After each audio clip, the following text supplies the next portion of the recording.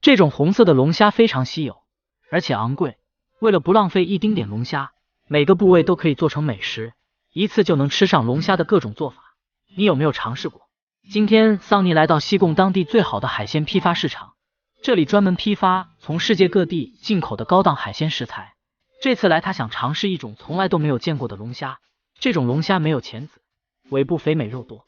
进到了市场里面，桑尼被这里的海鲜种类给震撼到了，一些没有见过的海鲜品种让他也叫不出名字来。他从满是螃蟹的水箱里拿起其中一只，拿的方式不对，被这只螃蟹的钳子和蟹腿把他的手指给夹住了。在工作人员的提醒下，才掌握了抓这种螃蟹的技巧。像刀子一样锋利的蟹腿，皮革纹理一样的棕色蟹壳，看起来就很有食欲。桑尼表示下次再来专门介绍这种螃蟹的吃法。来到了一箩筐的澳大利亚鲍鱼面前，他用力扣出了一只在箩筐边上的鲍鱼。由于吸盘的力度很大，上面已经布满了箩筐上的形状，但很快就消失了。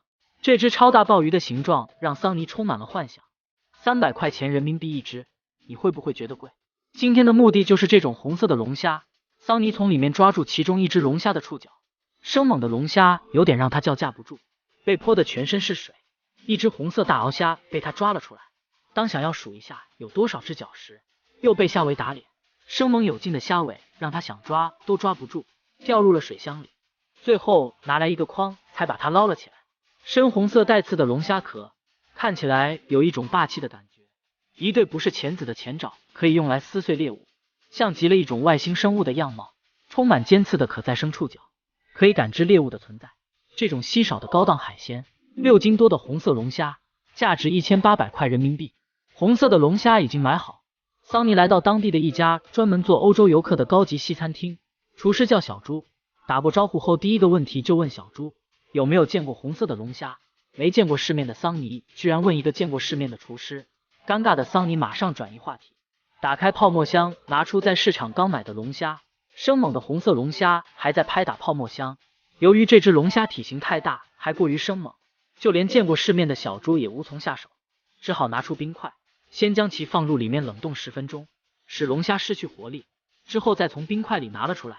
桑尼扶住龙虾尾巴，小猪用刀从头部将龙虾切开，干净利落。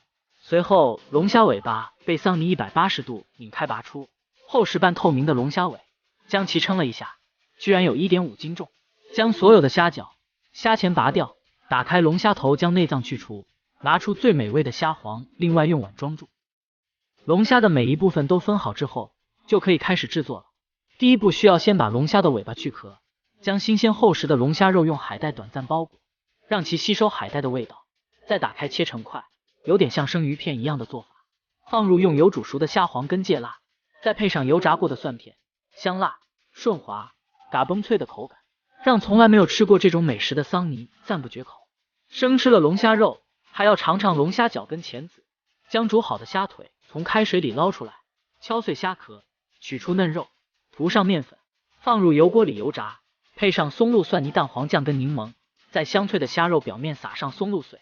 松脆富含油脂的虾肉配合酱料，吃起来口感香脆不油腻。一只龙虾还没有吃够，厨师小猪现场又将另一只红色龙虾从冰块里拿了出来，放入开水里煮。由于害怕生猛的龙虾将开水弹出来伤到自己，慌忙的随便拿来一个盘子盖住。没有任何反应的龙虾，却让2个大男人惊慌失措。挪开盘子，龙虾已经在开水里煮了6分钟，还没有熟透的情况下，最容易将虾壳跟虾肉分离。拿出来切成2半，橙红色的外壳格外鲜艳，鲜美的肉质充满了整个虾壳。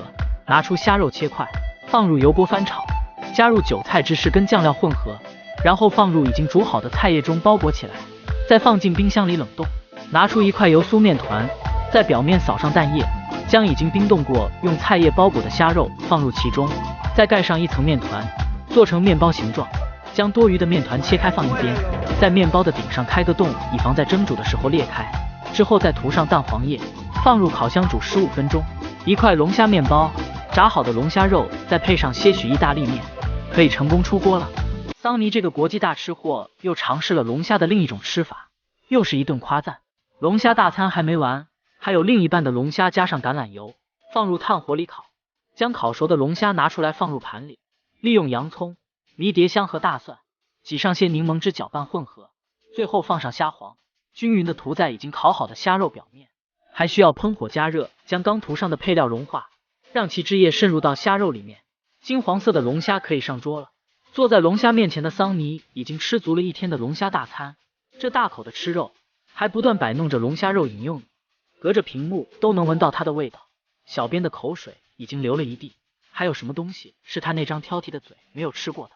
好了，这期的美食大放送到这里就结束，关注我，带你看更加精彩的世界。